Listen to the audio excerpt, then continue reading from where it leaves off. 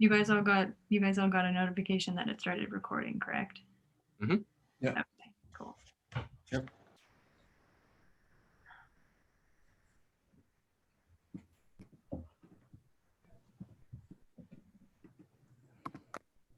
Yeah, that'll actually be really nice. I know there was a few people in my union who couldn't attend because of different time zones.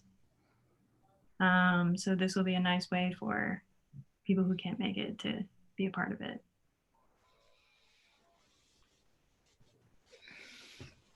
And with that, it is 12:10. Are you guys ready to get started? Sure. Okay. You want us to mute our mics?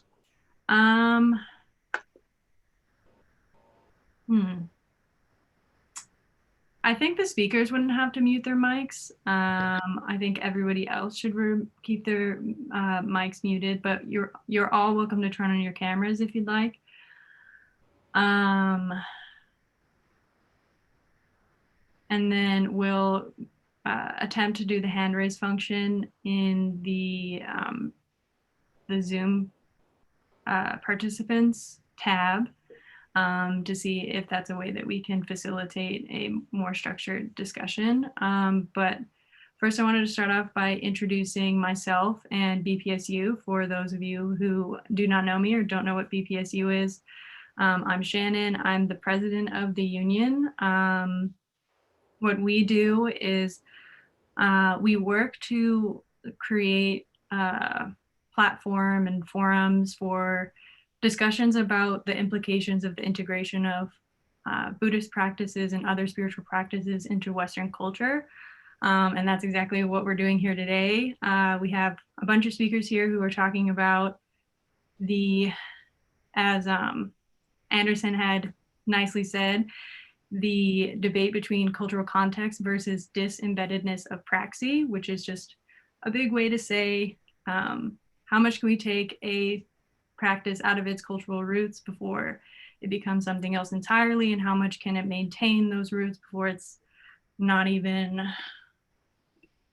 relevant to the mission of the research or to the participants. So I'll go ahead and turn it over to the speakers now, who are going to introduce themselves. Just a quick note on how this discussion is going to go. You guys can send me all of your questions, and then at the end we'll do a quick like a 20-minute Q&A, and I'll send them in the main group chat, and everybody can give their 2 cents on what you guys want to hear more about. So we can start with Anderson. Sure, I'll do introduction, and then we're doing alphabetical by first name or last name, or first name. Okay, so I'm Anderson Todd. I'm an instructor here at U of T and a private practice psychotherapist. I have previously taught in the cognitive science department and currently teach at New College the interdisciplinary courses in Jungian theory. And I've had a fairly long involvement with the BPSU and the BPMH, partly as sort of my theoretical work and scientific work. One of the things I'm very deeply concerned with is this question around practices, specifically sort of esoteric practices or spiritual practices, and to what extent those things can be generalized, and to what extent we can study those things in and out of context. And so that set of questions interests me. I have more to say on that, of course, but I'll pass that past introduction to somebody else. How are we doing this? Michelle? John, I think, is up. Okay. I'm John Vervaeke. I'm an associate professor in cognitive psychology and cognitive science. I'm also the director of the cognitive science program. I teach a course for the BPMH or BPMSU, I guess, or BPMH, I think is the student union in the program. Sorry, got them confused there for a sec. I've taught this course for quite a while, called Buddhism and Cognitive Science. It's in many ways the apex course for all the other work I do. I've taken that course and expanded and built upon it and turned it into a YouTube series called Awakening from the Meaning Crisis. And this issue that Anderson brought up is one that's very crucial to me. And it's actually a problem that I think pervasive throughout all of the social sciences. I hit it a lot in psychology and cognitive science, which is the degree to which cognitive processes can be studied in a universal manner, and the degree to which we can take into account culture when we're studying cognition. And so I'm very interested in that. I have some very specific arguments I want to make about that, but I think that's enough of an introduction for now. So I'll pass it over. I think Juensung is next. Is that right? For going by first name, yes, I think so.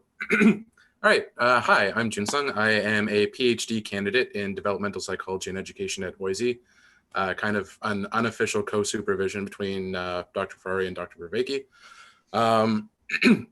I TA a bunch of courses in cognitive science and Buddhism, psychology, and mental health. I'm also currently the course instructor for New 438, Mindfulness, Meditation, Science, and Research.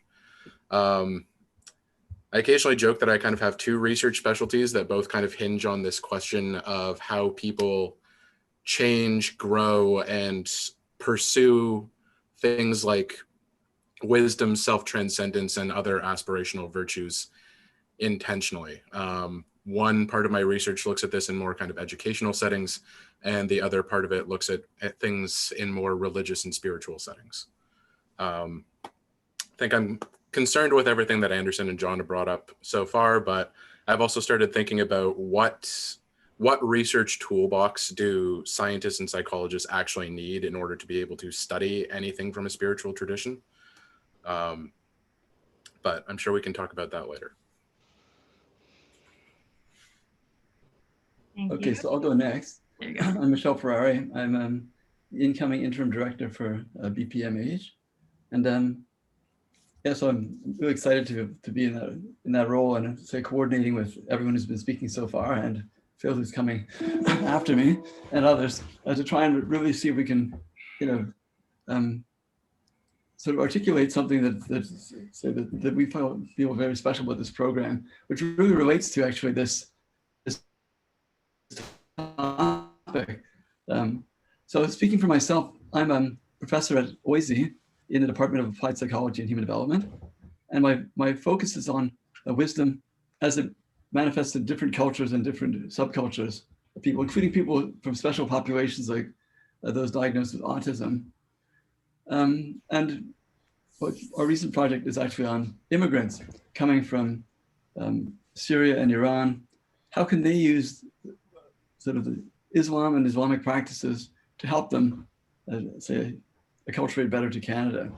And it actually fits perfectly with the topic that you just raised, which is that I'm interested actually in disembedding, but also in re-embedding of these practices. So like if you come from another place, how do you adapt? How do you adjust practices so that they make sense in today's world and your particular circumstances, so that they really are beneficial for you and your own flourishing and that of your whole community? So I'll stop there and hand it over to Phil. All right, thanks a lot. Yeah, so my name is Philip Mason. I'm a PhD over in the Department of East Asian Studies, which is an area studies program. So it doesn't adhere to one central methodology, which means I get a big sandbox to play around in. So the title I'd hang on the door, I guess, is I'm a cognitive historian. So I'm a historian first and foremost, but I think that cognitive science has a lot of approaches which resolve some questions that get left kind of vague and open-ended in a lot of other theoretical approaches that are deployed in the humanities. But that said, historiography kind of demands a certain degree of ambiguity. You can't take, the past a century and put it into a lab and reproduce it. So you kind of have to have some leeway outside of the sciences to kind of feel your way through things there. And so I'm doing a bunch of stuff this semester. So I'm teaching our feeder course, New 232. I'm also teaching the 4th year course on samurai culture over in the Department of East Asian Studies, and that's a lot of fun. And I'm also teaching in the pre-modern history of East Asia course, ES 103 over there. So I've got a lot going on right now. And my work is mainly concerned with problems of mind in pre-modern Japan. So that's basically from the 1600s before. And I look at this right now. My work is focusing around a theatrical form called no drama, which encapsulates an awful lot of different types of thematic entries into the Japanese cultural canon, but it's also heavily inspired by both Zen and esoteric Buddhisms. It has an awful lot of inner practices. It has an awful lot of parallel oral traditions that go into the secret manuals they have into how to perform. And really my main interest in that is that it becomes this intersection of various strata of the culture, various thought streams, but also embodied communication, but also distributed cognition, right? I'm interested in how sort of various cultural figures exist in this sort of dislocated form, spread throughout various sets of neurons in different skulls, so to speak. So I'm hoping that, this can give some sort of insight into how cultures function. And in terms of going forward, what this work means in the future, I think that this is a very important approach because we're seeing this fractured world that we live in. And it's kind of just the inevitable byproduct of a whole lot of ways that human beings approach the world, right? We approach from a standpoint of categorization. We split the world into multiple components just to be able to navigate it. And from that point forward, we're kind of stuck in all of these binaries that we can't resolve. And so anytime we have these in-group, out-group conflicts, they end up becoming essentialized. So I think this is one of the best approaches we have to kind of move past that into a brighter future. At least I'm hoping anyway. All right, thank you. Well, we can move into the open discussion. Is there anybody who wants to kick it off? I will. All right. So this issue about the relationship between praxis and culture, I think we might want to spend a bit of time unpacking the question and trying to formulate the problem as clearly as possible. So I'm going to talk about how I'm understanding these terms. I'm not assuming that everybody will understand them the same way, but by putting out how I understand it, we could move towards at least some convergence on a shared understanding, so we have a common ground in which we can potentially and fruitfully disagree if that arises. I'm sure I know these people, so I'm sure there will be some fruitful and friendly disagreements, which is good science. When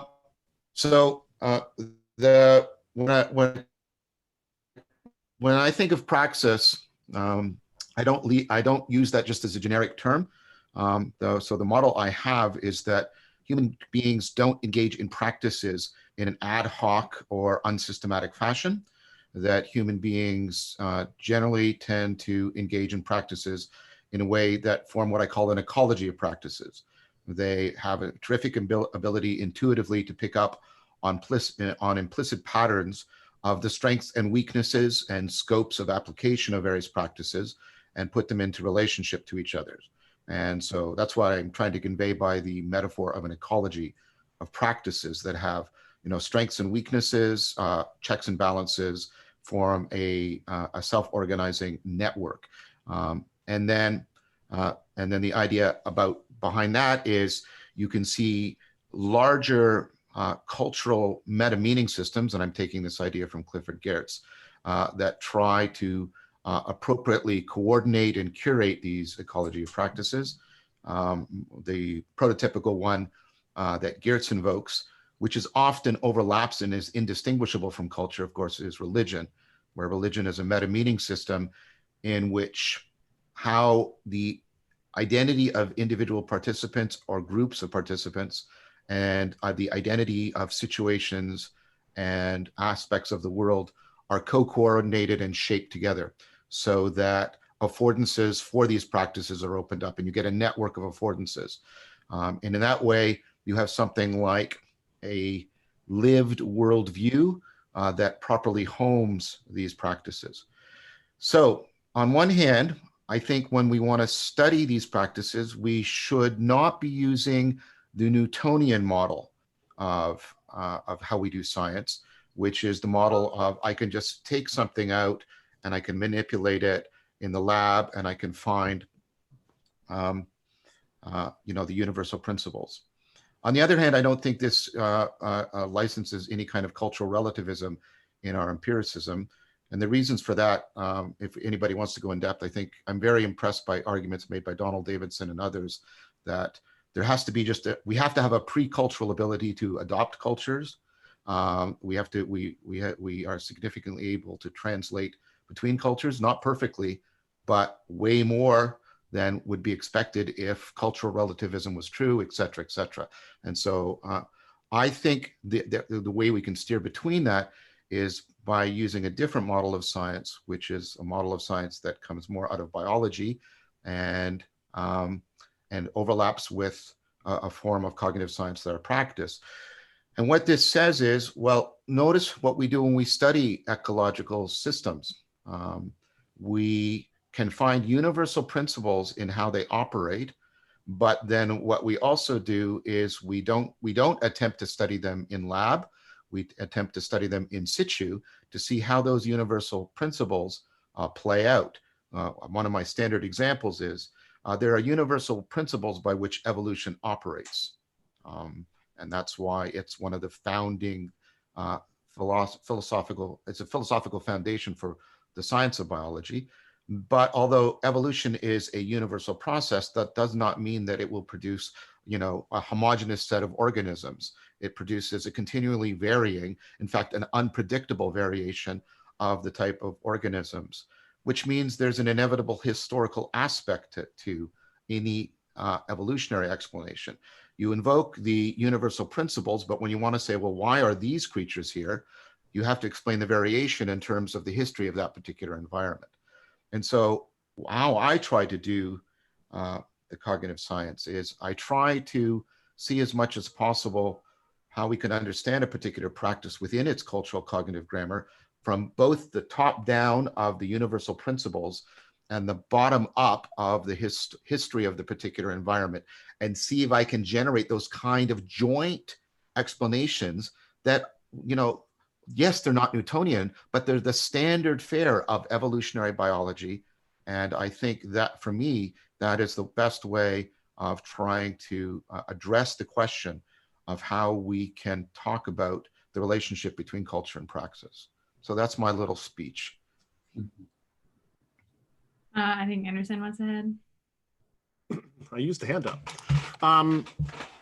Yeah, so I think bouncing off of what John was saying in a lot of ways, when I'm coming at this stuff, as many of you know, I'm a neo-Jungian. And so to some extent, there is a perspective that I have on praxis, which is looking at it from a relatively universalist perspective. So I take it as a given that most praxis is aimed towards the sorts of states which are part of our sort of shared genetic and cognitive heritage. Now, not exclusively, and I would tend to say that there's a sort of spectrum that exists between the sorts of things that are part of our sort of, core and mostly universal structure and things that I consider to be sort of recombinative, right? So there are certain kinds of combinations of emotions, construal states of consciousness, states of emotion that are complex hybrid states, and those are difficult to reach. So in cognitive science, we sometimes talk about combinatorial explosiveness and a huge state of recombination as being an impediment to understanding. But in this case, also that kind of recombination is an exploratory space, and a lot of practice is moving into the depths of that space in highly individualized way, away from universals, depending. When we're talking about dis-embeddedness, and leaving aside the separate questions around the ethics of cultural appropriation, which I'm sure we'll get into to some extent, right? But when we're talking about sort of disembedding things, the thing that most frequently comes to mind for me is a joke I read when I was like 16. So the joke is this. When is Mike Gatting like a hungry fox? And the punchline is, when he's out for a duck. Now, this is an English sentence, which I'm sure you can mostly parse. And when I came across this joke, I looked at it for a long time and was unable to figure out what this was intended to be or why it was funny. So if I tell you that Micah Gatting is a famous cricket player, if I tell you that to be out for a duck is when a cricket batsman is dismissed without scoring any runs, and a fox is something that hunts a duck, it's like I can give you the various details that will plug into this in some way so that you can sense the way in which it is a joke. But even having explained it, you'll note that it is not at all funny, right, to you. However, I'm presuming that for the, the people that originally penned the joke, maybe, they thought it was funny. So when I think about cultural practice in this way, sometimes I consider it on kind of three levels. There's that first level, which is theoretically, I should be able to access that joke, right? And yet without the meaning of the individual terms, I'm kind of lost. I can then understand it at a more abstract level, but it's still not funny. In order for it to have an effect, it has to be embedded in some kind of overall context to like cross the gap. And I think that lots of practices, when you disembed them, end up being a bit like this joke. Without the overall context in which they're normally embedded, it's not just about having sort of checks and balances and ethical constraints and stuff. It's also just that they don't cross the gap for us because the context in which they were really originally embedded sort of, is cut off. And so, really getting something out of them often requires sort of immersing yourself in a broader context, possibly far broader than you might think based on, whatever the actual technique, such as it is, seems to be. I don't want to overspeak this because I saw Phil's hand go up like a minute ago. Yeah, actually, I did want to jump in. I mean, you raised a bunch of great points, but what I'd want to do is, before going that far, is actually kind of pull back the camera a bit, because I think we need to set terms for this whole conversation. And the first one is like culture. What are we actually talking about here, right? Because we're talking about how these praxis are disembedded. Well, that's not a thing, right? You can't have practice, you can't step outside of culture. You are an enculturated being. Even if you're raised by wolves, you've got a weird culture, but we absolutely are influenced by our environment to a very deep degree. And the idea that science itself represents some kind of disembodied acultural property is a misnomer, right? It is a deeply enculturated phenomenon. It is the product of a very specific set of values and thought streams. It is quite specifically breaking down the material world into Greek and Latin words, right there. It is driven by a very specific set of ethics, a very specific set of aims, and it is also enacted by human beings in service of individual human lives, right? Which is why you end up seeing things like these varying results that may or may not be honest, which is why you see different approaches to it, which is why you see denial of it and acceptance even within formalized scientific circles, right? Perfect example, the polio outbreak in the 1950s. They developed a vaccine for that. There was a bunch of pushback from chiropractors because their said, no, all these problems with the back come from the spine. It has to be from the spine outward, and you just have to work on the spine in the first 3 days of the illness, and that's all you have to do. They denied the validity of these vaccines for decades, like into the 90s. Like a third of chiropractors said there was no validity to the notion of vaccines. Nobody's questioning whether they're scientists or not, right? Or whether they're practicing science. So even science itself is an umbrella term that represents a vast, field of disparate viewpoints which don't necessarily cohere. And when I look at a lot of the literature of scientificated Buddhism that I'm seeing, what I'm looking at is things which have been extracted out of a cultural context, reworked to enter the latitudes of acceptance of ours. So that's the reason why we have this scientificated Buddhism, is because that is our culture for many of us. That is our value system that does represent our ontological and epistemological views. And that's why we've cast things into this. And you can say, well, okay, fine, but these things are consistent across cultures, these various things. But I think the main problem with this field is that they're not actually doing the science part. They're kind of, a lot of these authors I'm seeing are picking and choosing what they want to see and what they want to put forward rather than what the facts might actually afford. So I think in one sense, to more deeply culturally embed this might be to actually embrace those cultures more honestly, or those practices as they were, rather than as we want them to be from our own Judeo-Christian influenced cultural viewpoints and the post-war reaction to that. I think Professor Ferrari wanted to jump in. Yeah, I was going to just follow some of the things that have been said already, but to build on that, there's this whole area called the genetic epistemology, historical epistemology, I guess, which I think is very much in the lines of what we're all saying, which is that you can't really sort of, I agree with Phil entirely. You can't actually take practices out of culture, but you can actually transpose them into a different culture. You can take them out of their original culture If you bring them into ours, then the question is, does it still make sense? Like, I can translate Anderson's point to say that it's not as though that we can't connect to we can't connect to the practice because it's disembedded, but rather because what Phil was saying, we can't actually say access what's important about it within the context of our own sort of framing of what this practice is about. Like, if you take something like mindfulness, if you're doing, like, you've got a sort of brief psychotherapy model in which you're going to do 6 sessions of mindfulness and see what happens, it's supposed to have an effect, but it shouldn't actually work that way, right? I mean, so, or if it does, it would be in have a very different sense than the original sort of meaning of the practice. So anyway, so that was my point. But I think it's interesting, as John was saying at the very beginning, to study, say, the evolution of these of practices and actually even how they spread. I mean, the same way as organisms can go to different ecosystems and adapt and sometimes thrive and then actually become even a whole different species. Other times, say, or maybe go to a particular ecology and survive when the surrounding one dies out.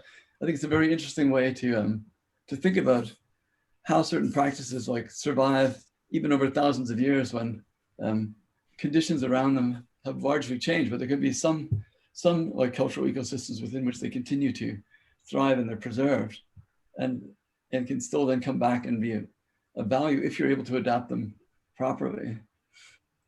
So, or at least usefully for our culture. I think Juensung's hand went up first, so I'll give it to him.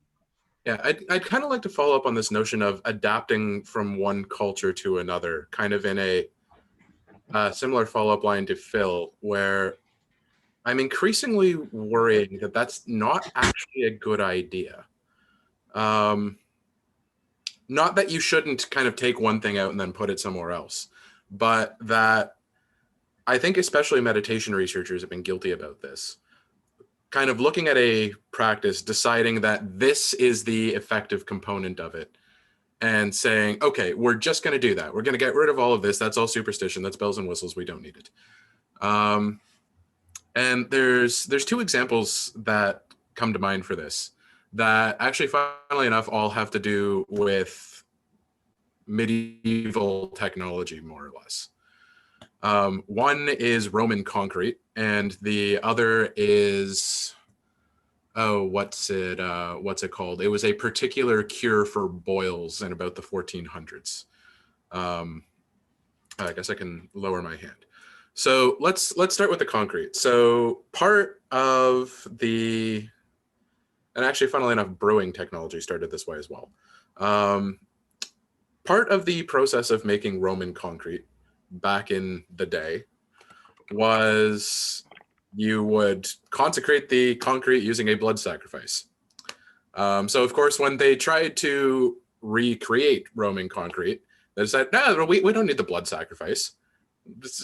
That's silly superstition. What do we need the blood sacrifice for? So it turns out you do actually need the blood sacrifice, because what the blood sacrifice does is, in order to make strong concrete, you need to aerate the concrete. And that was their process for aerating the concrete. They didn't necessarily know that that's what it was doing, but as the blood kind of decayed in the concrete, it aerated the concrete. So, here was this thing that the explanation that they have for it doesn't necessarily make sense in our metaphysics, but it was part of the recipe, and we just decided to leave it out, and it turned out that was the thing that we needed. There's another one that's a cure for boils that is, if I recall correctly, comprised of egg white, eggshell, and sulfur. And the recipe was you crush up the eggshells, you mix all this into a paste, and you rub it on a boil while saying 5 paternosters. And so, of course, people look at this and they go, why do you need to say 5 paternosters? Why do we need to say the Lord's Prayer 5 times? That's silly superstition. Who cares? So again, turns out, if you look a little bit closer into this, the recipe for the cure works by essentially combining a binder, which is the egg white, and an abrasive substance, the eggshells, and something that will neutralize the boil in sulfur. But in order for that to work, there needs to be a certain time span that that passes while you're rubbing this into the affected surface. And repetitions of the Lord's Prayer were a old medieval way of counting time. Because, you know, everybody goes to church, there's a standard, there's a standard formula, standard rhythm. So there's a standard length of time that it takes to do this. Sing happy birthday twice while you wash your hands. Yeah, pretty much. So that was another instance of, okay, it turns out the thing that appears to be magic might actually be doing something. And yeah, so I saw in the chat, yes, there's debate about the whole Roman concrete thing, but that was the blood aeration thing is a thing that comes up every once in a while. We're still not perfectly sure how the thing works. Anyway, but you know, these are instances where our culture has decided that something does not work. And it turns out that it does. It does not necessarily work for the reasons that the original culture said it worked, but it works. So I worry that when we try to do things like, a student of mine brought up this example once, you know, conduct a secular ayahuasca ceremony with none of the bells and whistles. We're just going to kind of give people the tea in a nice, cushy, padded room. We have decided that it is purely the chemical that does what we think it does. And, you know, I'm not saying don't go look at what the chemical does, but if you're looking to replicate the full effect of ayahuasca ceremonies, for instance, I think the first thing that you have to do is replicate the whole thing, right? You don't just decide, nope, this is the part, everything else is superstition. Because like John was saying earlier, humans are very, very good at creating systems of praxis that do something in concert. Not necessarily good at picking out the individual parts of it, not necessarily good at figuring out this does this and this does this, but they know that if they do this entire package, they get this effect.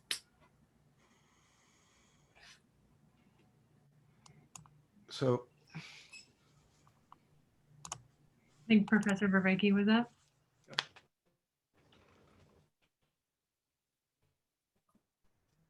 So thank you for that. Yeah, so I mean, Juensung, I think, helps to give, I'm going to put here a concrete example of what I was talking about an ecology of practices and the implicit learning and the intuition. And what I'm trying to do epistemologically is steer between a Scylla and a Charybdis here.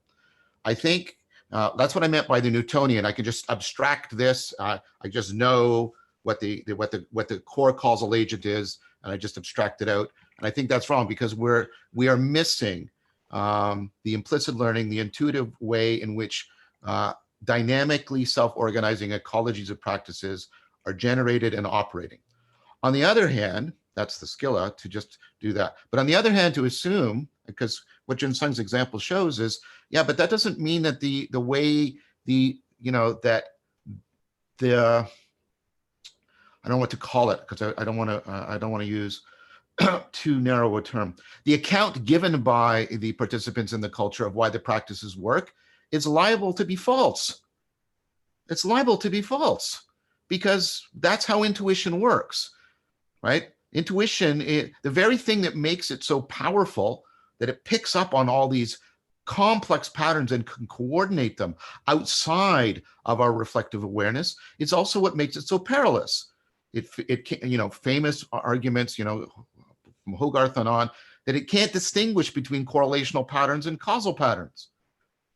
And for what, you know, and I'm not disagreeing with Phil. I'm not against some sort of, you know, Popperian, but because I don't want to deny the historical cultural aspects of science, but science is also, you know, a method for trying to address the way in which the self-deceptive aspects of our cognition prevent us from distinguishing causation from correlation. So science can often offer something that the culturally situated participants can't offer, which is a very good method. Perfect? No way.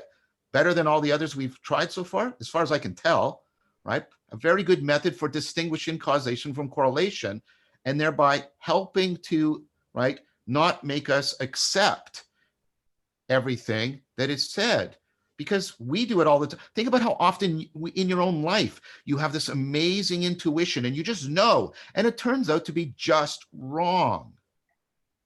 Okay. Yeah, So I don't think you and I disagree, actually. I didn't think we were, Phil. I wasn't saying that. I wasn't saying that. I'm sorry if I conveyed that. Yeah. I didn't mean to convey that at all. What I was trying to say is, I just wanted to, my point was just, I wanted to acknowledge your point. I wasn't trying to make claims that science is some ahistorical phenomena. That's all I wanted to make sure of.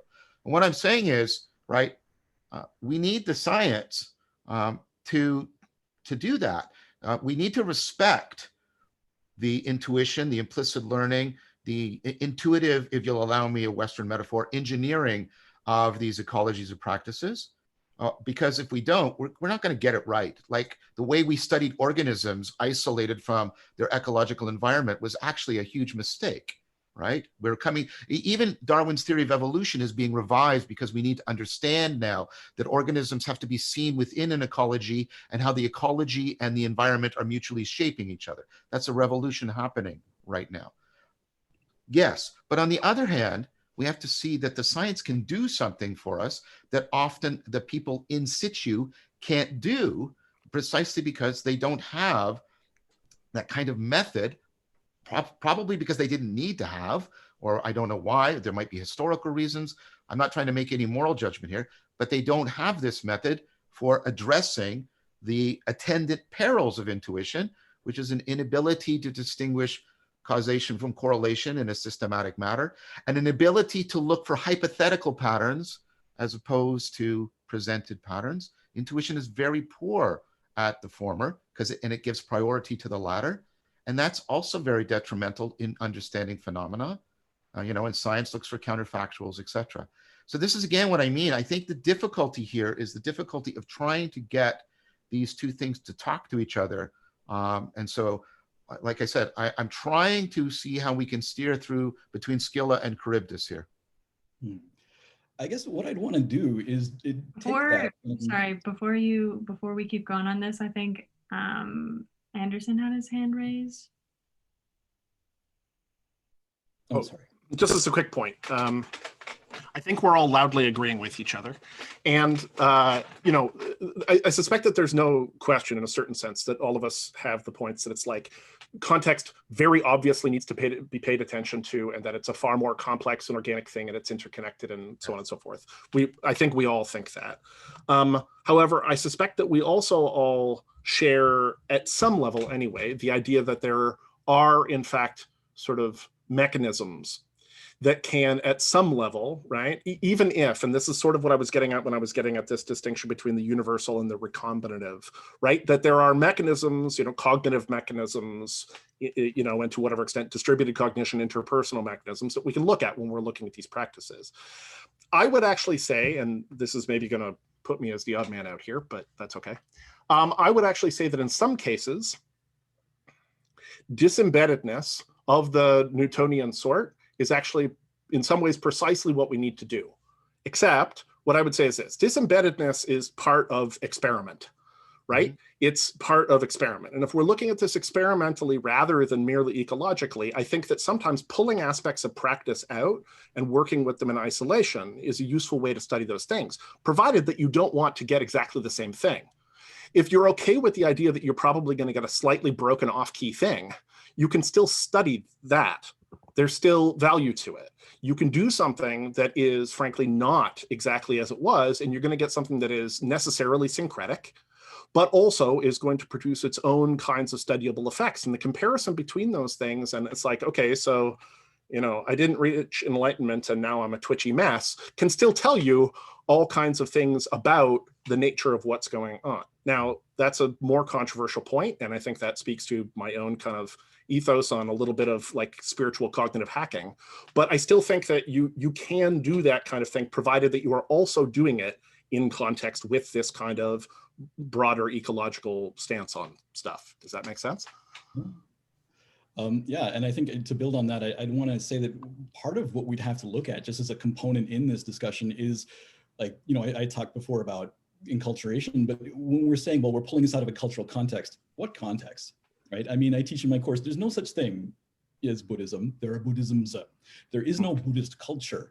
I mean, the Buddha's culture was on the fringe of the Proto-Indic world, right? India wasn't even a thing yet. That culture's gone, like long gone, right? The kingdoms are spent, they were wiped out, and by about 1100 AD, like the Buddhism itself had been wiped out in India. It had to be repatriated in the 20th century.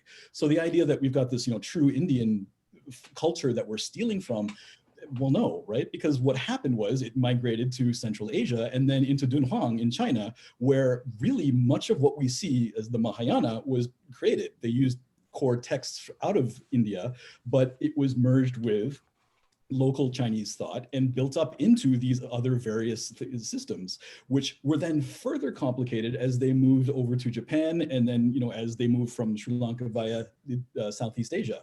And then you have things like the regermination through tantric Buddhism that happens in the Tang Dynasty in China, which has a huge effect in Japan, which has a huge effect in Tibet, but dies out as soon as Emperor Wuzong decides he doesn't like this stuff in China. So I mean, what we're looking at in terms of the approaches to praxis, the ideas around them. I mean, a lot of the esoteric stuff strays very far from the idea of a middle path. It can be very extreme. So when we're talking about what is a culture, and the idea that those represent the true culture, when in fact, what we're receiving them from are modern world cultures, which are recasting things to their own advantage. This idea that like Japan is a Zen country, like, no, it had like 5 million adherents, right? In a country of 120 million, but that was like the most kind of semiotically neutral form of Buddhism they could put forward in the post-war period when they were trying to move beyond this emperor-centric state Shinto society.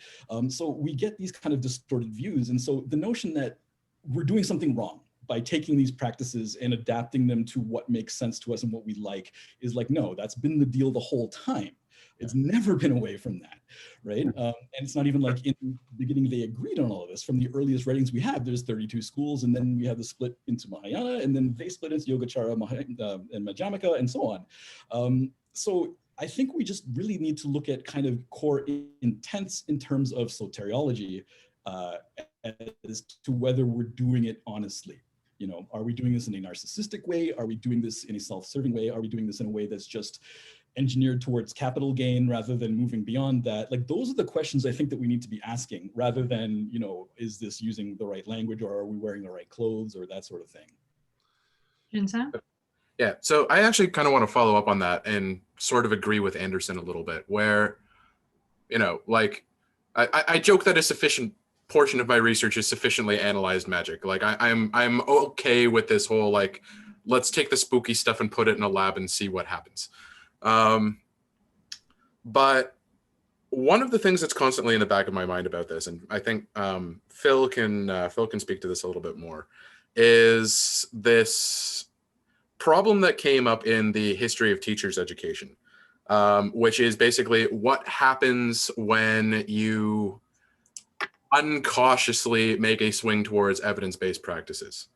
Because, science always has this issue of assuming all else being equal, this group did better than this group, things like that. So Michel once lent me this book by the former head of the American Educational Research Association. And in it, I think his name is Lee Shulman. In it, he goes off on this hilarious tract about how teachers have actually gotten worse over the last 100 years because of evidence-based evaluation. Where his point was, in order to be a teacher, you used to have to pass this massive licensing exam that had all of these different topics on it, and your teachable topics were the portions of the exam that you passed. Then they started doing actual research on pedagogical practices, and they found, okay, teachers who are doing this are now better at teaching than teachers who are doing this. Okay, makes sense. But they still have that same base pool of knowledge. But as teacher evaluation moved more and more towards evidence-based practices, now teachers' education is basically all pedagogical practices and not anything knowledge-based. which ends up creating a problem that John was once on the board of directors for a private school, and I think you've made jokes like this many times over. You get this bucket of pedagogical practices and absolutely no content. So the thing that I'm worried about, and the thing that I think scientists who want to take these ecology of practices out of whatever source they're in. And, you know, I agree with Phil. Like, I've stayed at a Canadian monastery before. That Buddhism looks very different than Buddhism in Thailand, despite the fact that they were ostensibly trained by Thai monks. It just happens. You need to be very, very careful and very, very aware about the things that you are intentionally not doing. You know, I don't think you can, I think it has to move from a kind of procedure of, we're going to do this, this, and this, to we are going to intentionally not do this, this, and this. You know, like another thing that I'm reminded of is this this paper by Walsh and Shapiro back in 2006, kind of culminating the first big wave of mindfulness research. That there's a section in there that's like, you know, limitations of current research. Well, you know, we don't really know what the side effects are. Buddhist meditation manuals don't include lists of side effects. Cue a biography that I made my students read about 10 years later, where it's a Zen priest from the States writing. And she kind of comments, yeah, we don't store the warnings in the meditation manuals. They're in the biographies, which you also should have been reading. So, you know, just things like, what are you leaving out? And be very, very aware about what you're leaving out. You know, I think it's leaving stuff. I think it's, you know, and even the brain works this way, where you don't select actions, you deselect everything that you don't want. I think we need to get a lot better at that, because I think paying more attention to the things that we are intentionally leaving out is going to give us a more careful method of doing this abstracted laboratory research than the opt-in strategy. Professor Vervaeke, I think. So I want to pick up on what all three said, Anderson, Phil, and Juensung. Let me see if I can touch on all the thing. So of course, I agree with Anderson. That's why I said you have to invoke things that, methods that help us distinguish causation from correlation, mechanisms. And I think that's correct. And I think that can be philosophically defended. The problem, of course, with experimentation is the problem of ecological validity, right? So as you abstract things to get the precision in order to distinguish causation from correlation, you make the thing you're studying less and less similar to how it actually exists in nature. So you lose that, which is why there is no perfect experiment. You have to have a series of experiments. You have to have theoretical debate alongside experimental competition for all of these reasons. I think, again, it sounds like what we're saying. So yes, there's a justification from coming out of the lab, but coming out of the situation into the lab, but there's equally a situation is the lab has to keep returning back to the situation. You have to cycle like this, or you're not going to get it. You're not going to make any progress. Now here's where I may disagree a little bit with Phil. Maybe, I'm not sure, because I mean, maybe he just his list was just the way it is, just for conversational purposes. But all of the criteria you listed, Phil, were sort of ethical criteria. You know, don't be narcissistic, etc., like that. And maybe that was just, you know, it was just elliptical on your part. But I think there are genuine epistemological issues that have to go into understanding this. And I think the I don't know, what do I call it? Maybe the lack of morally informed sensitivity interacts with the epistemological concerns. And this goes to some of my work. Because people took a very Newtonian approach to mindfulness in the West, they tended to study mindfulness as just a list of features. This is one of my common complaints. And this actually is a deep epistemological error. Trying to represent any phenomena as a list of features misses its structural functional organization. It's just an epistemological error. But the fact that they did that was simultaneously cultural insensitivity on, right, and an epistemological error at the same time. and it's yeah, and so part of the work I did with Leo was to try to very carefully, pull those apart and try to deal with, okay, here's how we're not really, being honest about other cultures, and I take that seriously. But here's also how, here's an epistemological error that we're making, and here's how the two are actually reinforcing each other in a powerful way. And the reason I say that is because I want to emphasize the fact that I don't think we should try, because I'm not accusing anybody here of this, but I think we've all seen this, where this issue too quickly devolves into, this is just a moral argument. And I do not think that is what is going on here. I think the moral argument and the epistemological argument are inseparably and maybe eternally, that sounds grandiose, bound together. And so, again, feel like I'm not sure of what if no, you're like, more broadly articulating what I was saying. And so I kind of just alluded to this, but the reason I chose narcissism specifically is because the core lesson of Buddhism, the idea that, the self is kind of illusory, is that epistemology is an ethical proposition and vice versa. This idea that I am completely separate and not influenced by you, that you are not in any way creating me. I'm completely this siloed being that is separate from you, and I have my own needs and they're more important than yours, right? I mean, affects how I see the world and relate to the objects in it as something separate from my own field of consciousness. And so if we are acting narcissistically to be a big deal scientist or to get published or to be in a magazine cover, right? You're acting completely counter to what you're trying to do, which I think we see no small amount of. So that's kind of what I was getting at with that particular proposition. Oh, okay, well, that's great then. And so, and then I think what Juensung's example brings out is exactly the need for the dialogue I've been arguing for. You study the teachers and you get the lab results, and then they seem to initially predict. The same thing happens in psychotherapeutic interventions too, right? And then what happens is you remove all of these epistemic techniques from their sapiential background, the way in which people have virtues and skills and of wisdom, and lo and behold, those techniques become less and less effective, or they can even, to Juensung's points, become ineffective or actually maladaptive. And that's why, like, we have to, like, again, I'm just doing this. I'm literally waving my hand because I think the dialogical loop is, I think, what's central about this. And my concern is we are getting, I'm not saying this group here, but at the broader level of this discourse, I don't see people bringing in that kind of dialogical model. There's a, this is the position, or this is the position, and then that's it. And so that's what I'm trying to challenge here. And it sounds to me like there's a convergence around this within this discussion. Yeah, so I actually kind of want to jump on that point and also kind of use this as a launching point to rope Michel back into the discussion a little bit, because I know that you had to step out. Just because some of these points that I want to bring up were actually originally Michel's points. But we've been talking a lot, or kind of all of us separately have been talking a lot about, okay, we want to study spirituality and things like that. What kind of toolbox do we need?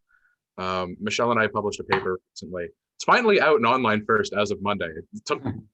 It got accepted in September. Anyway, sorry, it's just very frustrating. But it was tracing the history of the psychology of religious experiences and kind of noting an interesting pattern in that you can use the prevalence of the study of religious experiences as a kind of loose gauge for the average toolbox of a psychological scientist. Way back in the heyday of early psychology, the psychology of religion was very prevalent, but all the psychologists at the time were originally trained as philosophers. You read their work and like they're very conversant in philosophy and theology and burgeoning anthropology and things like that.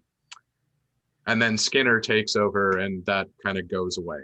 And especially during the kind of the World War I, World War II era, where psychology becomes kind of medicalized and bends that way a little bit. Then it comes back again in the post-war era, where everybody kind of goes this, wait, why were we all just killing each other? Like, what about human growth? What about human aspiration? Things like that. And then it disappears again and then kind of comes back, and it's this bizarre cyclical phenomenon. But what it does make interesting is this idea that psychologists, in order to study practices like this, experiences like this, you need a broader toolbox than just the basic experimentalist toolbox that you will get in graduate school. And this kind of, I think, goes to, and this is where Michel's points start coming in. This idea that psychology kind of has a dual heritage. There's the branch of psychology that originated as a branch of physiology, the study of nerve endings and reflex arcs and things like that. And there's the branch of psychology that began as a branch of theology, the study of consciousness, awareness, human experience, things like that. And something that's been frequently coming out in the course that I'm currently teaching is that you cannot use methods from one of those heritages to study the effects of the other. It's physiological methods don't do very well when brought up against phenomenological data. Similarly, it's the more physiological areas of psychology do have this constant problem of just like, yeah, we're just going to use self-report. That's fine, but that's also not ecologically valid. So, you do get this kind of thing where I think we've almost, this will get me in trouble with, I think, a couple of people in the audience, especially Mike, who I expect to be very mad at me after I say this. In trying to turn psychology into a science, we have made it very bad at doing science. I agree with that. With that comment, I just want to do a check-in. We have like about 5 minutes until we were supposed to be getting to the Q&A. Did you guys do you guys have a few more points? Or did you want to head into that now? I'm happy to go into the Q&A now. Sure. Okay, sounds good. So I haven't seen any questions yet come in personally to me, but if anybody in the audience has any, feel free to just send them in the open chat. I do have a few questions written down. Directly related actually to what I think Philip said about how the practices that we're looking to research right now are already being reinterpreted in what we consider their cultural roots, that the history has changed. I'm curious to know how the consideration of how knowledge is exchanged through Buddhist lineages is taken into consideration. I think I said that twice. Essentially, from my understanding, is that especially within Tibetan Buddhism, knowledge is transmitted down through the bodhisattvas and Buddha, so knowledge is never lost. So how Tibetan Buddhism is practiced now would, in sense, be the same Tibetan Buddhism that was practiced before, regardless if the history changed around it. That would be ideal, but Tibetan Buddhism is part of the Vajrayana tradition, which means that they have the Tantra, which are written down, but then there's a parallel oral tradition. And so what you have there is a 1,500-year-long game of telephone. So I would like to believe that it is exactly right when it's handed down, but the idea that there's no interpretations or that things haven't been recast for the needs of the listener in the guru-student relationship, I would tend to think maybe not so much. And I mean, it's a practice that belief system that focuses around this idea of going beyond duality anyway, and the idea that the Tantra would have a fixed, correct form that could be canonized like that. It kind of runs against everything that they say, which is that we're living in this fractal reality into which everything is kind of interpenetratively reflecting into one another and co-creating all of reality. So, they might not get super hung up on that. I'd actually like to add something that I kind of, along with Buddhism and broadening out, because from my experience with Buddhism, they do try and make an emphasis on making sure that oral teachings are passed down. Writing was very helpful, but I still think that at least within the Theravadan traditions that I'm more familiar with, there's still quite a premium placed on the oral teachings. But branching kind of beyond that, this is especially prevalent in the more esoteric traditions of any religion or spiritual tradition. But Are any of you familiar with this video game called Katamari Damacy, where you kind of like play this video? Yeah, you kind of play this ball that's like an accretion disc, and it just slowly eats everything around it as it rolls downhill. That's kind of just how esotericism works. It's Buddhism. Buddhism, yes, I think there's maybe a core branch of teachings that you might be able to trace back a while, but it's going to eat things around it. A Sufi teacher that I've spoken to describes Sufism as essentially what happened when, or at least his branch of Sufism, as what happened when Islamic mysticism ate parts of yoga. This is humanity, right? We change, we learn, we adapt, we hang out with our neighbors, and as much as we might hate our neighbors, we still steal their medical science. Thank you, Christianity and Islam. I think things just change by dint of being in the same zip code, or even if they don't take things from other practices. Phil probably knows more about this, but when Buddhism was introduced to China, one of its advances is it had a very strong metaphysical grounding for its ethical principles. So people started paying a lot of attention to that because that was really cool. And Taoism started rearing its head again because, hey, we also have metaphysical grounding for our ethical principles, which then forced the Confucians, who were nominally in charge, to start actually writing more about metaphysics because they didn't. Mm-hmm. Yeah, and the process you're talking about takes about 1,000 years, but I mean, it is interesting, right? Because that exactly was the appeal. Mahayana Buddhism, which is the one that reached China, was actually a fringe belief in India. The early Mahayana texts are all like, why isn't anybody taking us seriously? They're a bunch of jerks. Whereas, when it gets received in China, it's like, wow, this stuff's mind-blowing. This is the new thing that the elites took hold of. And you mentioned how that changed things in Taoism to respond. I mean, I got a copy of it right here. We're talking about science as this Western thing. Like, you want to know about Chinese science? Read the Huainanzi, which is a Is that the Ames translation? It's got, no, this is Jonas Major, Sarah A. Queen, Andrew Seth Meyer, and Harold D. Roth. The Roth translation. Yes. Oh no, I read that back in undergrad. I love that. Right. So I mean, this gets into various things that we would consider scientific approaches and measurements from a Taoist perspective. It was kind of like the Taoist response to Confucian approaches to politics. Huainan is actually the prince it's written for. But yeah, I mean, we do see these things, and the idea that, I mean, this is going to branch me into something else that we should probably talk about.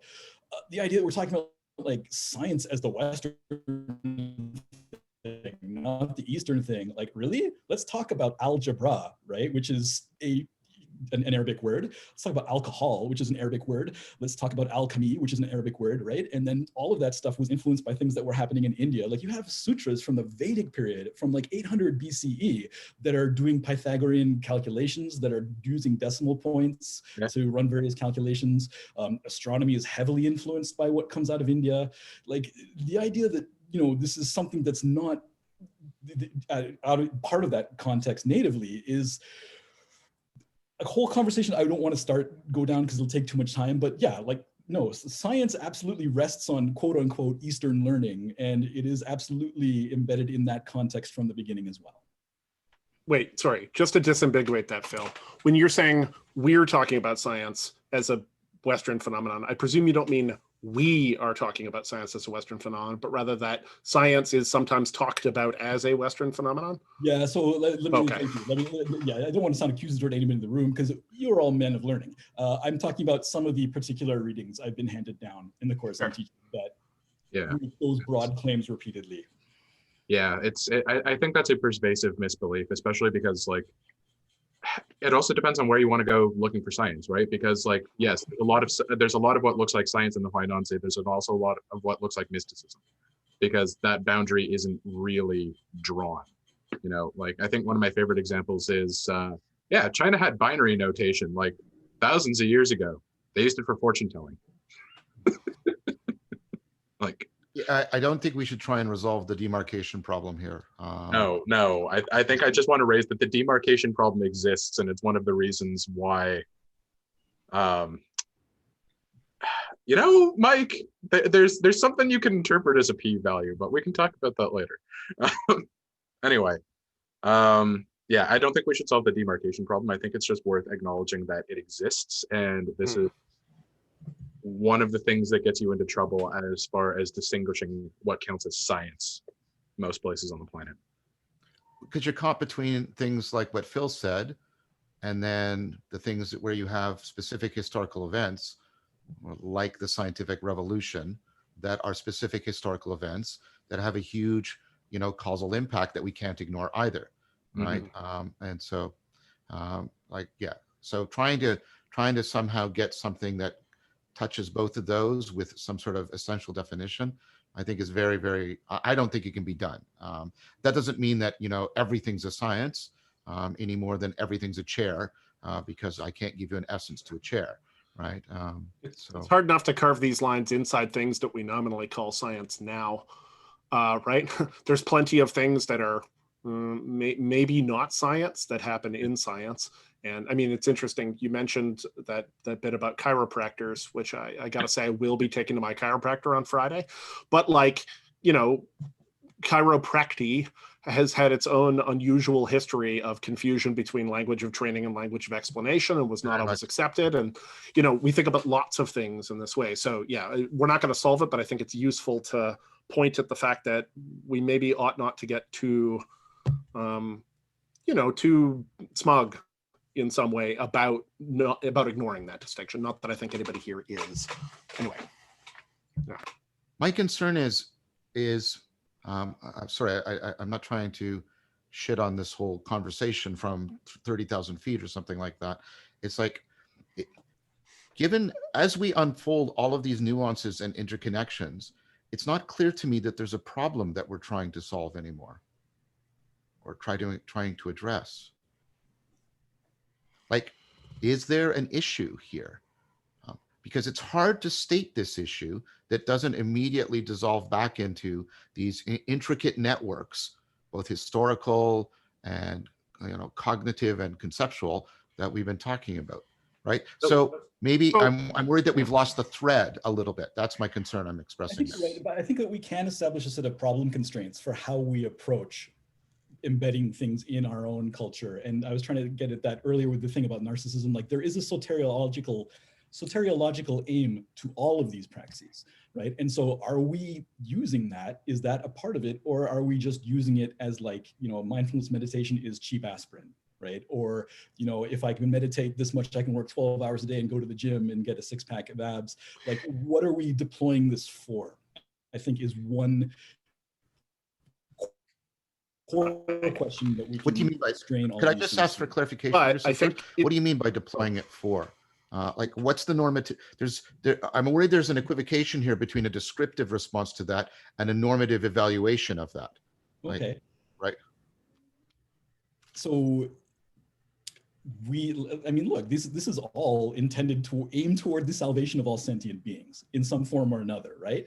But clearly that's not being done here. Like, MBSR and stuff is like stress reduction and with no broader context around it. So if you want to talk about cultural framing, that would be one place to begin. Because I started off by saying, I do think this stuff is vitally important because it offers the only resolution to a lot of the problems that we're trying to solve that I can see, which is that you can take your Marxist approach, that's fine, make everybody equal in a socialist society, but as we've seen, that never makes our own thrust towards status seeking go away, right? Because that's predicated on the individual and the need to be better that some people would just have, and it's hard not to have this hierarchy of value in our own society because it's just baked into grammar, the idea of, words and orders of words being true, the idea of things being better or more helpful or not. Like, it's hard to get around those things. And I think we need to get into some way of things like James Austin uses the thing that watching without a witness, so to speak, is the metaphor he uses, that it does offer some way to interact with the world that is not egocentric, that is not narcissistic in that sense. And I'm not sure what we can do about the problems we're facing without evolving beyond that somewhere down the line. So bouncing off this and maybe addressing both points and probably pointing in Juensung's direction too. I think that, what are we doing when we're circling around this stuff is we are framing the difficulty and the complexity of the problem. And in a sense, what we're doing is setting up an ecology of practice for studying an ecology of practice, right? And that's what we're doing. We're meta-ecologizing. But there's an important point here, and Phil, you've pointed it out a few times. I'm going to step outside the Buddhist context because that's not my primary context, and say that when we're talking about this stuff and we're talking about soteriology and salvation generally, and even when we're talking about sophiology and wisdom studies, right? I'm resistant personally to a kind of perennialist approach at some level. It's not that I deny, for instance, that there are, to a certain extent, human cognitive universals. Like I think we have some shared baseline emotions. I think universal cognitive, universal grammar and stuff indicate that, yes, we can learn lots of languages, but the basic mechanisms are the same, etc. However, one of the things that needs to be acknowledged is this more basic question of like, when we're doing these practices, what are we trying to turn into? What does it mean to liberate all sentient beings from suffering? Or what does it mean to attain wisdom? Or what does it mean? And like, in some sense, we can gesture, for instance, at Michel's work around this and around the question of, well, what is wisdom in different cultural contexts, and to what extent is that shared, and to what extent it's different? But I think these are actually bigger questions even than the question of wisdom, because people don't just want to turn themselves into a wiser person. They want to do a lot of things. And that question of the transformative space and which practices get you where is a much bigger question. So until you have some sense of what it is that you're looking to turn yourself into, it's very hard to evaluate the efficacy of a practice, regardless of its degree of sort of embeddedness or disembeddedness, But then you're going to hit the transformative paradox, Mm-hmm. right? This is L.A. Paul's argument. People don't know until after they go through the transformation why they went through the transformation, right? And so asking people ahead of time, like, what is it, the goal state you're aspiring to, is actually a paradoxical thing to do. I mean, that's one of the core arguments of her book, right? Sure, but that paradox has always been present. People they go after enlightenment without really knowing what they're asking for. No. In the same way as they go after vampirehood without knowing what they're asking for. No, that's not my point. I acknowledge that. My point is, we can't give a terrific normative status to what people's state of their intentions and their goals, because we have good reason to believe those they are very liable to be overturned once the people undergo the transformation that they're pursuing, right? Mm-hmm. So what I'm saying is, people's intention is an insufficient guide to the normativity by which we are trying to evaluate the practices. That's the arguments I make. The argument I make. Okay, I don't disagree with that. Okay. Like I feel like the idea that, to become a Buddha, you have to let go of the Buddha, you have to kill the Buddha. Like, I feel like that whole discourse is centered around exactly what you're saying. The idea that, there's all kinds of stories about, monk meditates for 20 years trying to become a Buddha, and then his teacher says, no, you've been doing the practice wrong. He says, whatever, and he gives up, but he still does it out of habit. And then that's when he reaches enlightenment, because he's let go of that fixation, that attachment to this idealized form that's not actual him. And then tying back to the ineffability of that experience. Like, I think there's some there around that in Buddhism. Well, I think there's some there in all of the traditions, to tell you the truth. They all wrestle with it, because I think the transformative paradox is a genuine universal. Mm-hmm. It's Tanya Luhrmann actually has a good thing to say about this, where she's interesting because she's one of the few people who's actually taking a skill-based approach to religion, spiritual practices, and things like that. And her argument is that in order to kind of get at any spiritual practice, you need three things. One is just talent. There's individual differences in talent for spirituality, like there's individual differences in talent for literally anything else. Then there's training, like you need an actual system that you're following. But you also need what she refers to as cultural expectancies, where it's kind of like your culture is going to shape your experiences to a certain extent, and it's also going to shape your motivational structure to a certain extent. So yeah, I think, coming from the anthropological side of things, yes, the there is baked into literally everything, because if it's not there, you don't do anything. Shannon, were there more questions on the list? Because I feel like we kind of took that, ran off. Totally okay. I figured that may have prompted a new discussion. There's two questions that may go off of each other, so I'll ask both of them. So given this discussion, is an experimentalist, psychologist, or neuroscientist studying a phenomena like meditation just a fool's errand? And then the second question is, does this mean that we all have to go to a Buddhist temple in order to get any real value for things like meditation? Can I take this one first, just because I think this, I think it is a fool's errand except for under certain conditions. And it also really depends on what you want to call a fool's errand, right? Like, from a certain perspective, almost all of science is a fool's errand, right? It's and I kind of gleefully embrace that, because I think the proper conduct of a scientist is to play around in a sandbox and see what you accidentally dig up. Success in science is throwing yourself at the ground and missing. If you actually look at the structure of statistical analyses, you are actively trying to prove yourself wrong. Or at least that's how you should be doing it. So, there's an extent to which all of science is a fool's errand, and, we are the people who get paid to be fools. Tarot joke. Anyway, the conditions under which I don't think it's a fool's errand, and I know I've talked about this with members of this group before, is, every discipline has something that it seems to be particularly bad at. For example, talking to my friends in biology and math, apparently biologists are infamously bad at math. I would not recommend that computer scientists or the computer science department ever enter a drama competition.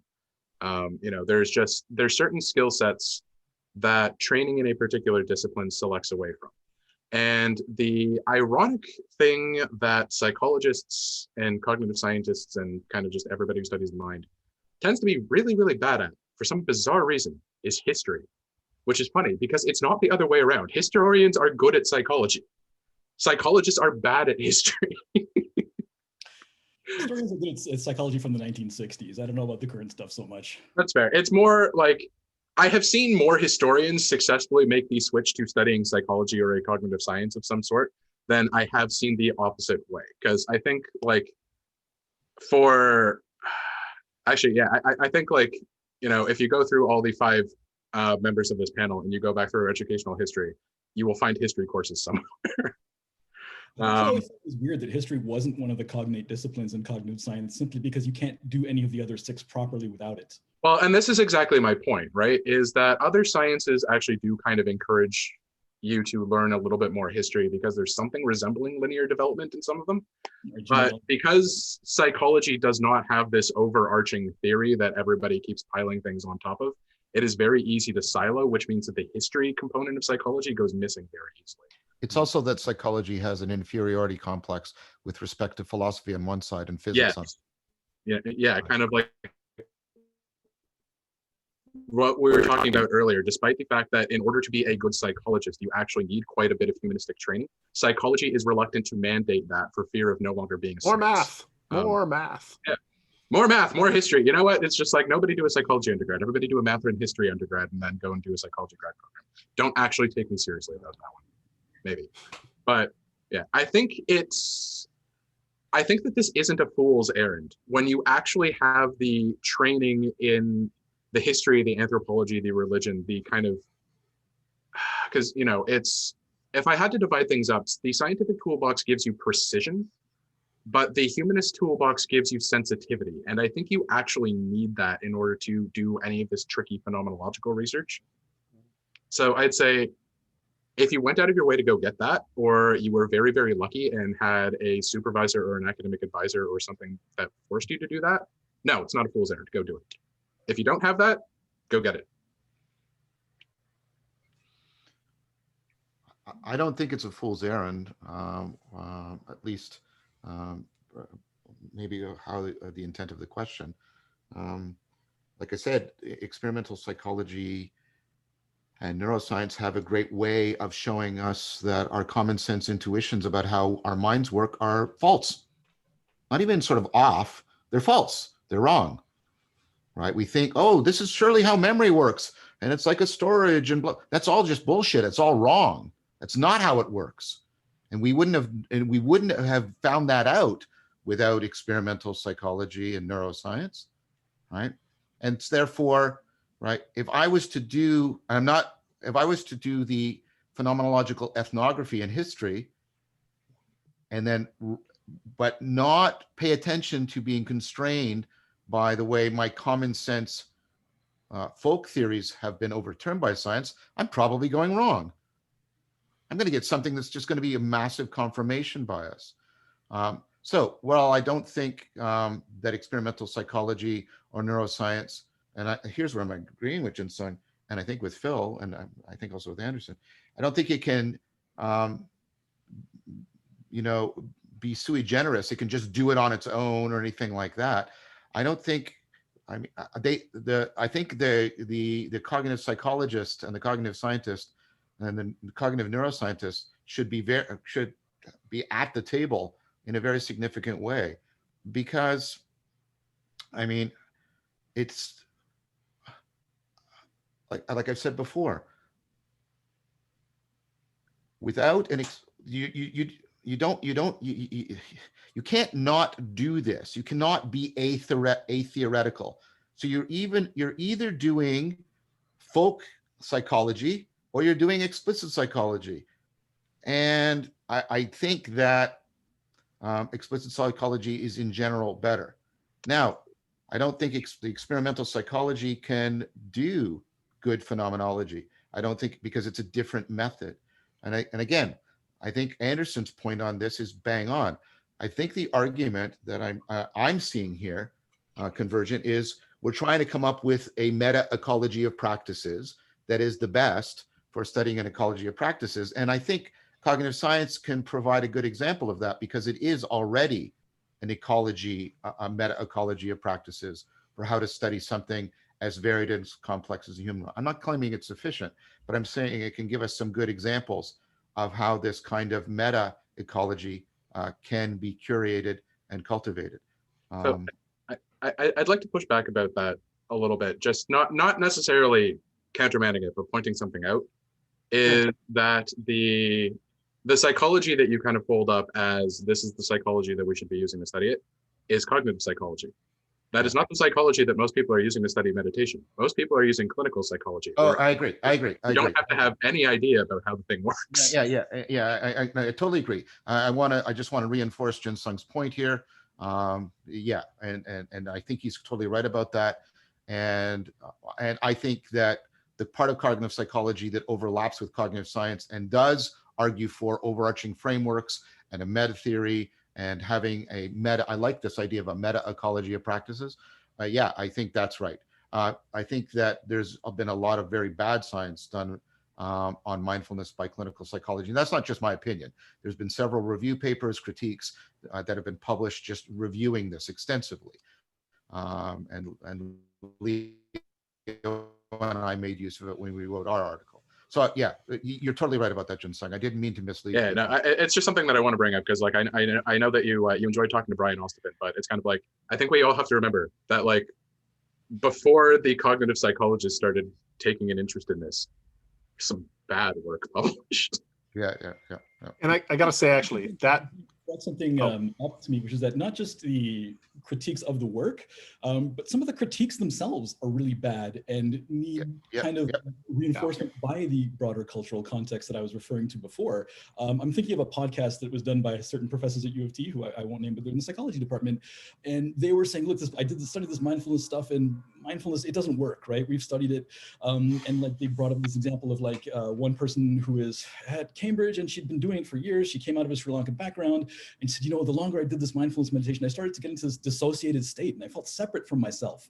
And so from their standpoint, they're like, oh gosh, right? Bad side effects, stop. From my standpoint, I'm like, no, it's working. You're seeing separation here. You just need the greater conjunctio after that, right? Keep going. But without any sense of a broader goal or a broader surrounding apparatus, like that's completely lost that context. It's just, oh, this person will have trouble showing up to work tomorrow. So no, don't do this, try something else.